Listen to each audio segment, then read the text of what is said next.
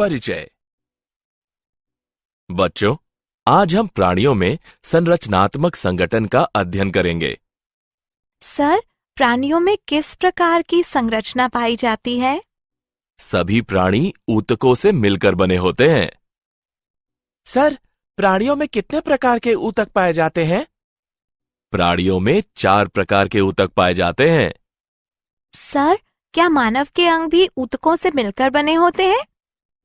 हाँ नैना, इस अध्याय में हम प्राणी ऊतकों तथा अंगों के बारे में और अधिक जानेंगे। आइए शुरू करें।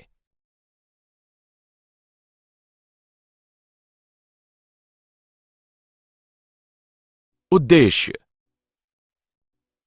इस पाठ के अंत में आप निम्न करने में सक्षम हो जाएंगे। उपकला ऊतक की व्याख्या करना, संयोजी ऊतक की व्याख्या करना, पेशी ऊतक की व्याख्या करना, तंत्रिका ऊतक की व्याख्या करना, ऊतक तथा ऊतक तंत्र की व्याख्या करना।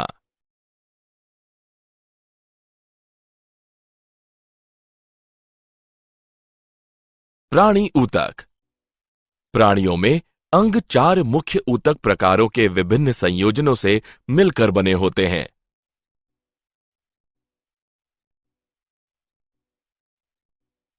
उपकला ऊतक, संयोजी ऊतक, पेशी ऊतक तथा तंत्रिका ऊतक।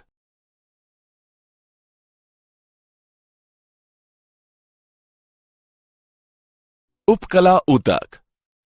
उपकला ऊतक ऐसी कोशिकाओं से मिलकर बना होता है जो कि परस्पर एक दूसरे से घनिष्ठता से जुड़ी होती हैं तथा इनके मध्य कोई भी अंतरा कोशिक स्थान नहीं पाया जाता है तथा ये एक या अनेक परतों में व्यवस्थित होती हैं।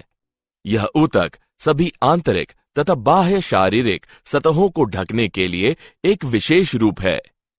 उपकला ऊतकों के 2 प्रकार हैं।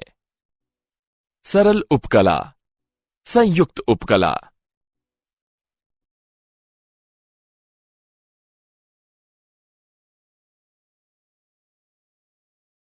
सरल उपकला। संरचना के आधार पर सरल उपकला 3 प्रकार के होते हैं।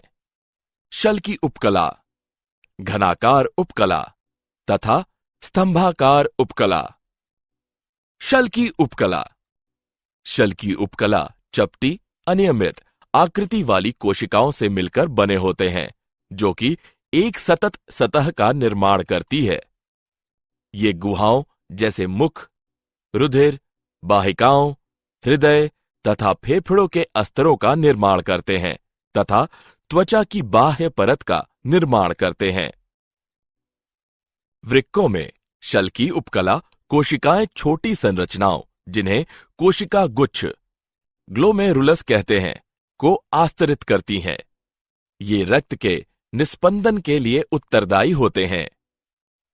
शल्की उपकला कोशिकाएं रुधिर वाहिकाओं को अस्तारित करती हैं, जहां ये अंतःस्तर के नाम से जानी जाती हैं। अंतःस्तर रुधिर वाहिकाओं के लिए द्वार रक्षक की भांति कार्य करता है।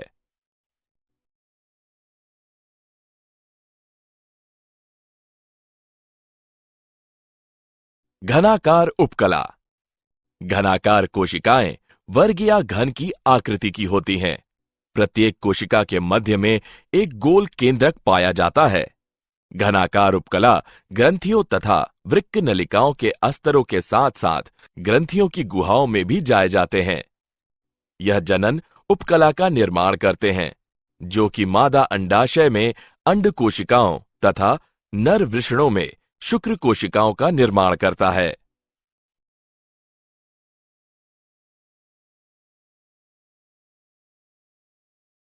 स्तंभाकार उपकला। स्तंभाकार उपकला कोशिकाएं एक या अनेक परतों में व्यवस्थित होती हैं। कोशिकाएं लंबी तथा स्तंभ की आकृति की होती हैं। स्तंभाकार उपकला कोशिकाएं पेट तथा आंत्र का आस्तर बनाती हैं। कुछ स्तंभाकार कोशिकाएं नाक, कान में संवेदी ग्राहियों तथा जीभ की स्वाद कलिकाओं के लिए विशेषीकृत होती हैं। यदि इन स्तंभाकार उपकला कोशिकाओं पर बाल सदृश पक्षमाभ पाए जाते हैं तो इन्हें पक्षमाभी स्तंभाकार उपकला कहते हैं। इनका मुख्य कार्य श्लेष्मा को उपकला की सतह पर एक निश्चित दिशा में ले जाना है। स्तंभाकार उपकला मादाओं के गर्भाशय तथा डिंब वाहिनी नलिकाओं में भी पाई जाती हैं।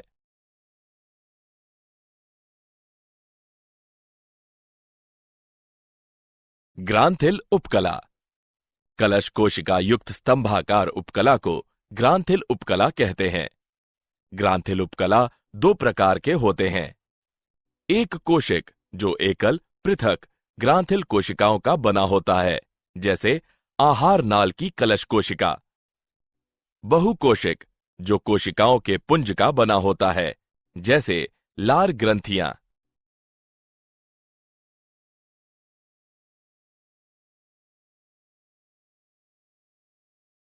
श्रावण के आधार पर ग्रंथियां निम्न प्रकार से वर्गीकृत की जा सकती हैं। बहिस्रावी ग्रंथियां, ये ग्रंथियां अपने उत्पादों को सीधे या उपकला गुहाओं द्वारा शीर्षस्थ सतह पर त्यागती हैं। उदाहरण लार ग्रंथियां। अंतःस्रावी ग्रंथियां, ये ग्रंथियां अपने उत्पादों को सीधे रक्त धारा में स्रावित करते हैं। अंतःस्रावी ग्रंथियों में गुहा तंत्र का अभाव होता है। उदाहरण पीयूष ग्रंथि।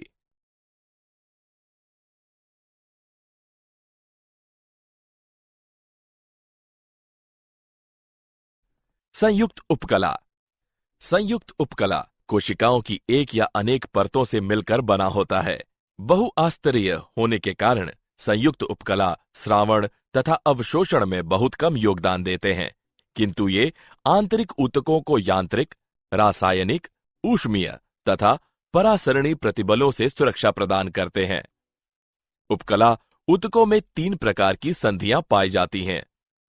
दृढ़ संधि पदार्थों को ऊतक से बाहर निकालने से रोकती है।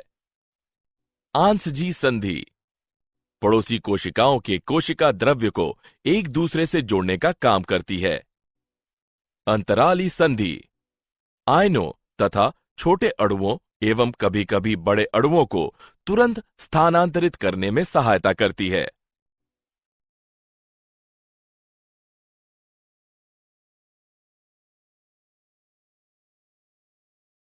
संयोजी ऊतक। मानव शरीर में संयोजी ऊतक बहुतायात एवं विस्तृत रूप से फैला हुआ पाया जाता है।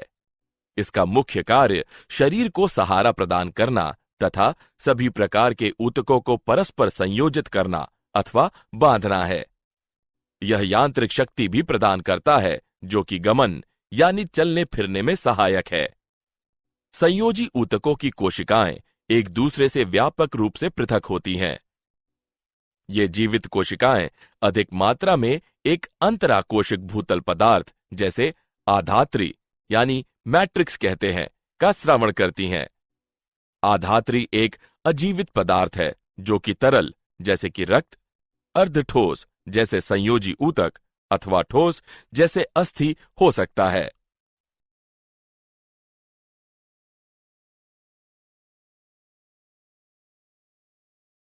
संयोजी ऊतकों के प्रकार।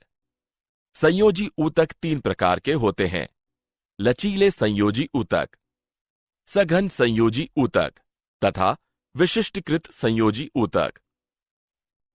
लचीले संयोजी ऊतक। लचीले संयोजी ऊतक में कोशिकाएं तथा रेशे पाए जाते हैं जो कि आधात्री में ढीले व्यवस्थित होते हैं। एरियोलर संयोजी ऊतक। इसके अंदर 3 प्रकार की कोशिकाएं, तंतुकोरक, बृहद भक्षकाणु तथा मास्ट कोशिकाएं तथा 2 प्रकार के प्रोटीन रेशे, कोलेजन तथा इलास्टिन रेशे पाए जाते हैं जो कि आधात्री में व्यवस्थित होते हैं। वसा ऊतक। यह एक अन्य ढीला संयोजी ऊतक है जिसमें कोलेजन रेशे, इलास्टिन रेशे, तंतुकोरक तथा वसा कोशिकाएं पाई जाती हैं। ये कोशिकाएं वसा का संचय करती हैं। वसा ऊतक वसा का संश्लेषण है, संचयन तथा उपापचय करता है। यह त्वचा के नीचे एक रोधक परत का निर्माण करके ऊष्मा की हानि होने से रोकता है।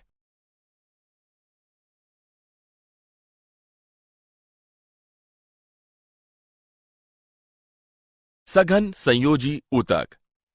सघन संयोजी ऊतक कोशिकाएं तथा रेशे दृढ़तापूर्वक बंधे रहते हैं। यदि रेशे यानी तंतु विन्यास में अनियमित होते हैं तो ऐसे ऊतक सघन अनियमित संयोजी ऊतक कहलाते हैं। यह त्वचा में पाया जाता है। यदि रेशे यानी तंतु विन्यास में नियमित होते हैं तो ऐसे ऊतक सघन नियमित संयोजी ऊतक कहलाते हैं। उदाहरण कंडरा तथा स्नायु।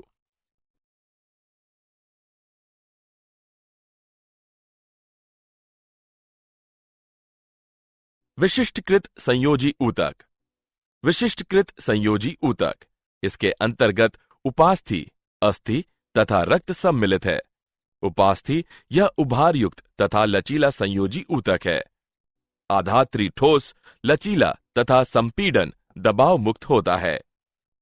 इस ऊतक की कोशिकाएं, जिन्हें उपास्थि अणु कहते हैं, आधात्री के अंदर रक्तिकाओं में 2 या 3 के गुच्छों में पाई जाती है। अस्थि यह एक उभार युक्त तथा मजबूत संयोजी ऊतक है। अस्थियां आंतरिक अंगों को सुरक्षा प्रदान करती है।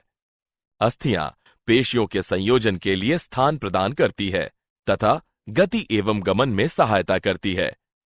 पैरों की लंबी अस्थियां भार यानी वजन सहने में सहायक होती हैं।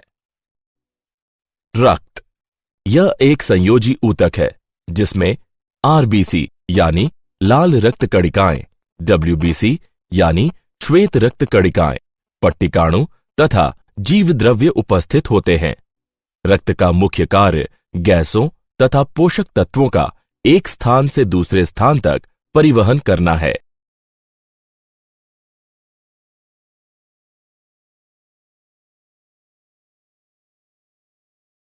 पेशी ऊतक।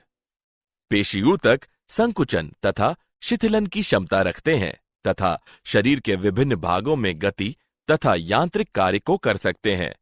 पेशी ऊतक 3 श्रेणियों में विभक्त किए जा सकते हैं: कंकाल, चिकनी तथा हृदय।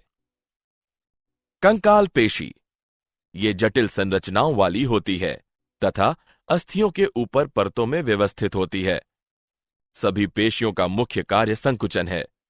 उदाहरण के लिए मस्तिष्क द्विशिरस्का पेशी के संकुचन के लिए तंत्रिका कोशिका को एक सिग्नल भेजता है। इसके अंतर्गत पैरों, धड़, नेत्र गोलकों आदि का समन्वयन तथा श्वास प्रक्रिया सम्मिलित है।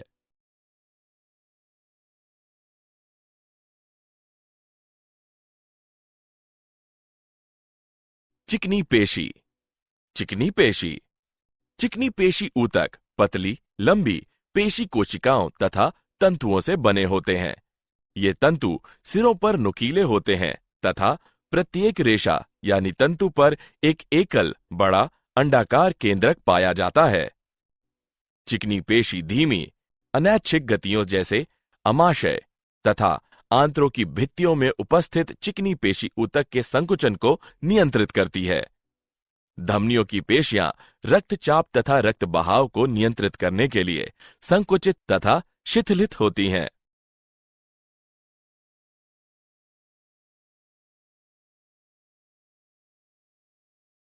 हृदय पेशी। हृदय पेशियां केवल हृदय की भित्तियों में पाई जाती हैं।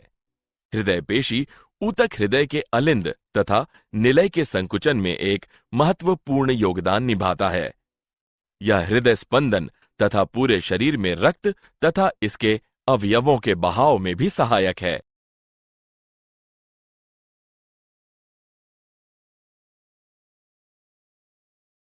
तंत्रिका ऊतक। तंत्रिका ऊतक वैद्युतीय उद्दीपनों के संवहन के लिए विशेषीकृत संरचनाएं होती हैं, जो कि शरीर के एक भाग से अन्य भागों तक सूचनाओं को ले जाते हैं।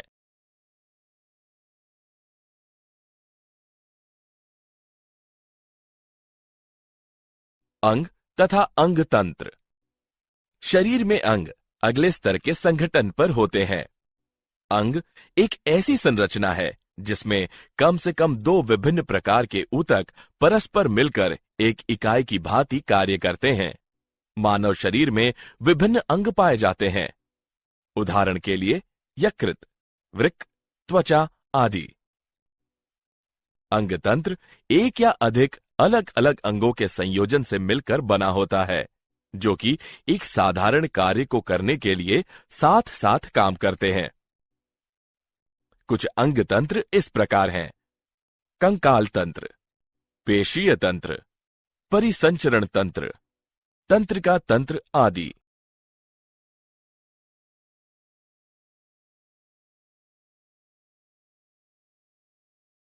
क्या आप जानते हैं, भारतीय मूल के शोधकर्ताओं के अध्ययन से यह प्रदर्शित हुआ है कि एक प्रोटीन जो कि स्तनधारियों में दुग्ध स्रावण के लिए आवश्यक होती है, वह स्तन कैंसर में गांठ को कम करती है। सिन्हा ने कहा, हमने पाया कि जब ELF5 स्तर कम या अनुपस्थित होता है तो उपकला कोशिकाएं स्टेम कोशिकाओं की भांति बनने लगती हैं तथा मध्योतकी कोशिकाओं में रूपांतरित हो जाती हैं, अपनी आकृति तथा व्यवहार में परिवर्तित हो जाती हैं, शरीर में कहीं भी अभिगमित हो जाती हैं। इस प्रकार कैंसर फैलता है।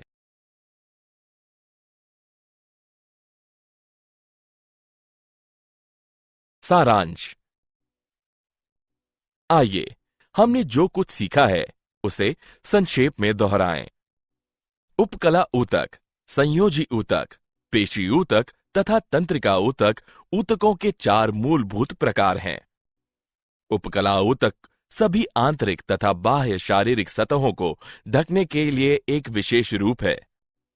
सरल उपकला ऊतक तथा संयुक्त उपकला ऊतक उपकला ऊतकों के 2 प्रकार हैं। शल की उपकला चपटी अनियमित आकृति वाली कोशिकाओं से मिलकर बने होते हैं, जो कि एक सतत सतह का निर्माण करती है। घनाकार उपकला के मध्य में एक गोल केंद्रक पाया जाता है तथा यह ग्रंथियों तथा वृक्क नलिकाओं के आस्तरों के साथ साथ ग्रंथियों की गुहाओं में भी पाया जाता है। स्तंभाकार उपकला कोशिका पेट तथा आंत्र का आस्तर बनाती है। संयुक्त उपकला में कोशिकाओं की एक या अधिक परतें पाई जाती हैं।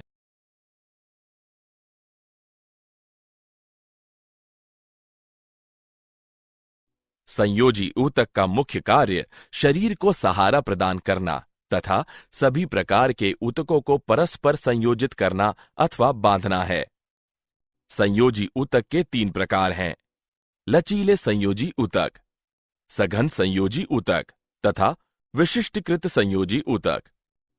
पेशी ऊतक संकुचन तथा शिथिलन की क्षमता रखते हैं तथा शरीर के विभिन्न भागों में गति तथा यांत्रिक कार्य को कर सकते हैं। तंत्रिका ऊतक वैद्युतीय उद्दीपनों के संवहन के लिए विशेषीकृत संरचनाएं होती हैं। अंग एक ऐसी संरचना है जिसमें कम से कम 2 विभिन्न प्रकार के ऊतक परस्पर मिलकर एक इकाई की भांति कार्य करते हैं। अंगतंत्र एक या अधिक अलग अलग अंगों के संयोजन से मिलकर बना होता है, जो कि एक साधारण कार्य को करने के लिए साथ साथ काम करते हैं।